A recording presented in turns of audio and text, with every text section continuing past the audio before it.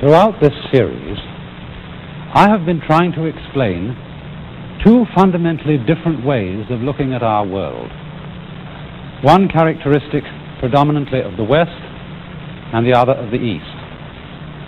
And these might be called, respectively, the way of description as opposed to the way of seeing. The way, in other words, of understanding things in words or in terms, contrasted with the way of understanding through looking and seeing a field or a subject totally all at once. Or you might call these the linear view, strung out in a line, or the total view, seeing all at once, or the serial view on the one hand, as contrasted with the simultaneous view on the other. Now, in classical Western science, we have depended largely on this serial or analytic view, which understands the world by translating it into ideas, into words, or into, say, even series of numbers. The basic feature of it being that things are understood in a step-by-step way in sequence. And insofar as we constantly look at nature in that way, we tend to think of nature as something constructed, something, in other words, made or put together as we ourselves make and put things together through a series of steps. And perhaps this gives us the feeling that if we understood nature sufficiently, if we understood in full detail all the steps which go to the making of our universe, we could ourselves make it. Now, it's here, you see, that we get a very fundamental contrast between East and West, and especially through Chinese and Japanese ideas of the formation of nature. Because for them, it seems extremely odd to think of nature as being constructed or made by a sort of step-by-step procedure. Their feeling is rather that the world and its forms are not so much constructed as grown. And one of the most important keys to an understanding of Far Eastern thought is to see the difference between a view of a constructed world and a grown world. Now, to give a sort of crazy illustration of this, supposing I construct something, for example, an artificial flower. And you know, when you get instructions how to do this, and you buy a book of do-it-yourself artificial flowers, you get a step-by-step procedure which tells you what to do. Step one, take a piece of wire with a black button and fix it to the end. Step two, take the stamens, previously cut out, and affix it to the button. Next step, insert a disc of sticky material, push the wire through the middle, and then affix the petals. Here they go, and notice that as I put them on, I take them from outside and around me, things that are bits, and I bring these bits together to make the flower, the construction, or whatever form it is that I'm intending to create. And so from going around to the center, from getting something that was previously pieces and bringing it all together, I get my flower. But now, watch how an actual flower grows. How it starts, as it were, from the center. And it unfolds itself not bit by bit, but all the parts of the flower exfoliating together from the center outwards, in contrast to the making process which goes from the outside inwards.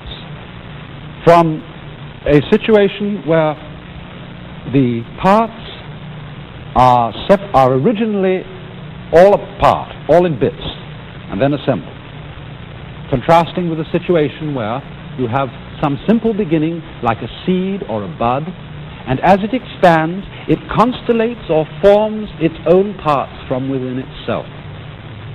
And this is the fundamental process of natural growth. It's in the same way that the human baby is formed within the womb. It's in the same way that if you watch crystals under a microscope forming in a solution, you will notice the whole area of the crystal, the whole structure of the crystal coming into being all together at once, and you will not see a kind of bit-by-bit assemblage which we use when we make machines or make houses or make tools.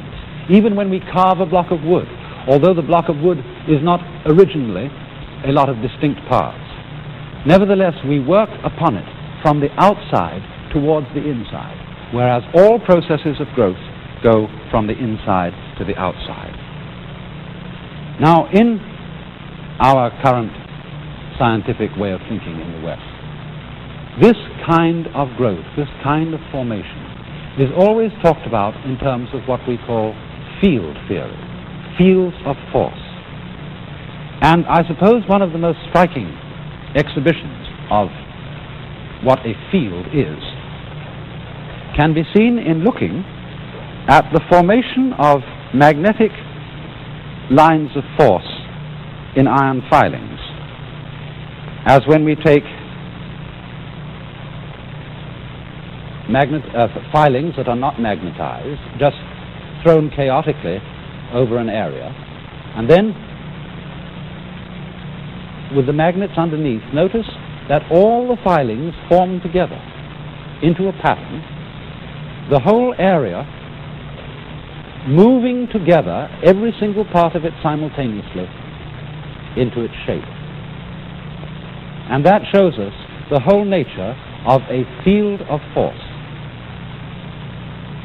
Now, the fascinating thing is that some of these fundamental words which we've been studying throughout this program for the basic principle of nature or the basic reality underlying the world are words that have the meaning of a field. Let's take, for example, the word I introduced to you some programs ago, a term used in Buddhism, sunya, which meant the void, the great space, as it were, underlying the whole world. This has in it the idea of a field, in the same way that basic Chinese word Tao also has the idea of a field of forces, an area in which everything happens. Or again, the Hindu word Brahman, although it doesn't literally mean a field, it's also often symbolized by the idea of a vast inclusive space. And the direct connection of this with the idea of a field comes out in another Buddhist word which describes the entire universe. This Sanskrit word, dharma, that means, well, law or function. Sometimes it means the Buddhist doctrine, sometimes it means a method, but you could say dharma in this particular context means the fundamental order of the world. And so the expression meaning universe is dharma dhatu. And this Sanskrit word dhatu is usually translated realm, but it has the idea of a field, especially when you see its Chinese equivalent, which is written this way. And here we have the character at the top actually means a field, and the bottom part of the character means a shellfish, but think of something like a clam with two shells and giving one the idea of inclusion or enclosing in, the enclosed within a field. This is dharma dhatu. And then in turn, in the field there is a structure, and the structure of the field is thought of as governing the formation of the universe. And you may remember that in the last program I gave you a particular Chinese word which meant the basic pattern or order of the world. Do you remember this word, which is pronounced Li, and which had as its original meaning the markings in jade, the fiber in muscle, or the grain in wood? This word then designates the basic structure within the Tao, within the fundamental field of the world, and thus its order, which can be, as it were, understood by looking at it, but is too complex, too much happening so fast altogether at once for us ever to be able to analyze it in the relatively clumsy language of words. Now thus, you see, it seems to us that that order is enormously complex. The order of nature, the order of beauty, the order of ethics, all these kinds of orders, they're for us when we try to think about them bit by bit. But actually, this order is only a complicated order when we try to think about it. I mean, it's very simple, isn't it, to drink water if you put it in a cup or a glass and toss it down. But it would be extraordinarily complex if one tried to drink water with a fork. And in the same way, the world and the order of the world, the activity within the field, seems incredibly complicated to us when we try to translate it into thinking and into words. But this then is the fundamental Chinese Taoist and Indian Buddhist view of how the formations of the world arise. Not by a step-by-step process which can be put down in a line like the instructions for making the flower, but by something which happens spontaneously altogether at once. And this particular form of activity is commonly represented in Eastern art by many-armed and many-headed figures of various divinities, such as this particular Tibetan figure of Kuan Yin. You know, Kuan Yin is sometimes known as the goddess of mercy, but actually Kuan Yin only became a goddess figure when it reached China. The original meaning of this figure is a representation of the power aspect of nature. And this wonderful Tibetan figure is graciously lent from the collection of my friend Mr. Qinghua Li here in San Francisco.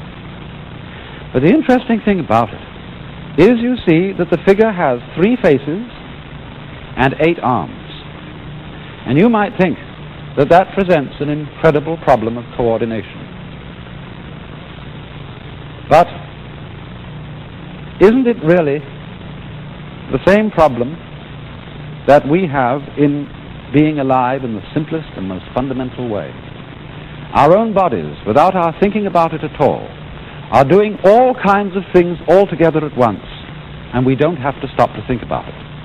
You remember the little rhyme, thinking of creatures with many arms, the little rhyme that says, "The centipede was happy quite, until a toad in fun said, 'Pray, which leg goes after which?' This worked its mind to such a pitch, it lay distracted in a ditch, considering how to run." And you may have noticed that the same thing can happen to us when we think too hard about how we breathe. Or if you're doing something to which you're accustomed in quite a mechanical way, like knitting or tying your necktie, when you begin to think about it too hard, you get balled up and you start dropping stitches. And so one might ask, how is it possible for Kuan Yin, this figure that we have seen, to use so many arms, to use so many faces, so many eyes? It's the same question. How can the centipede use so many legs? How can we make our bodies function, all the different parts of it going together at once without our having to think about it at all? And the answer that the Eastern world would give is that it happens because it is a field of forces. It is, in other words, a process that's going on, not governed by a boss, but a process that is self-governing. Because, you see, their idea of nature corresponds, perhaps we would say, to a democracy rather than a monarchy. In a monarchy, we have a political type of order where one mastermind is telling all the other people what to do.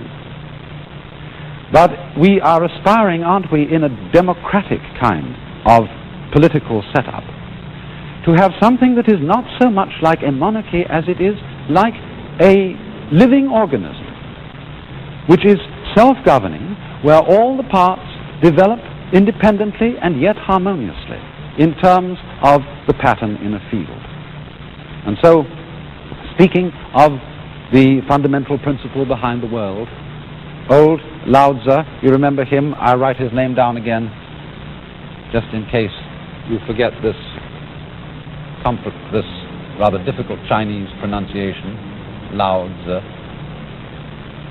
the founder of the Taoist philosophy, who's said to have lived about 600 BC, but probably lived much later. He said, speaking of Tao, the great Tao flows everywhere, both to the left and to the right. By it all things come into being. It loves and nourishes them, but does not lord it over them. Merits accomplished, it lays no claim to them.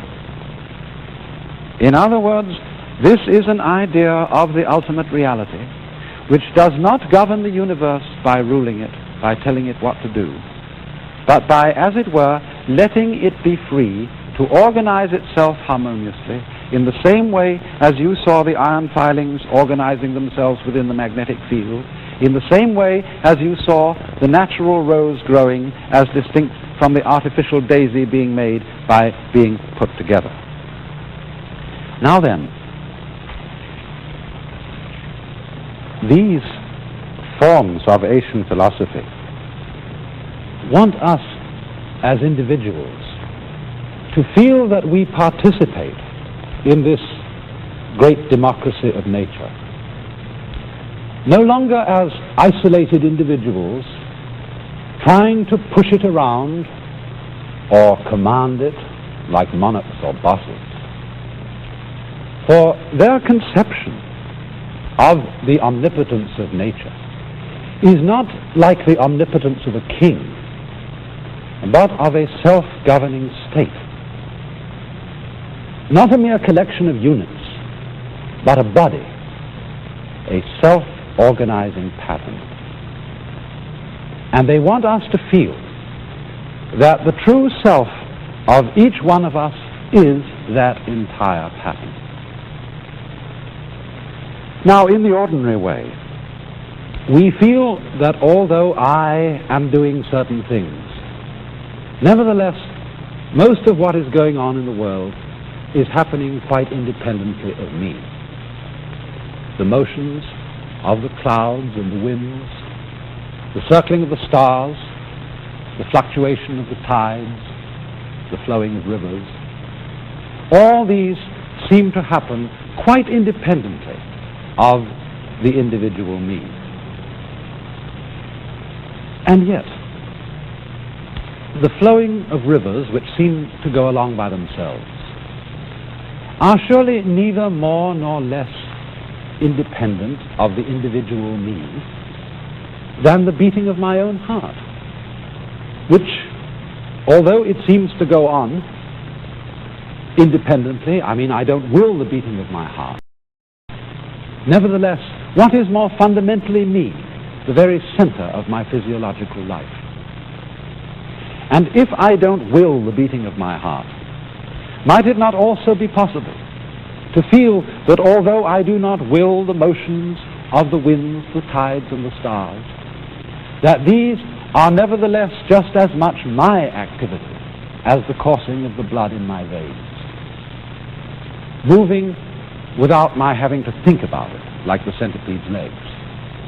Might we not be able to feel that the whole eternal universe is our body, like this system here in which every point is defined by its ties with every other point? Now then,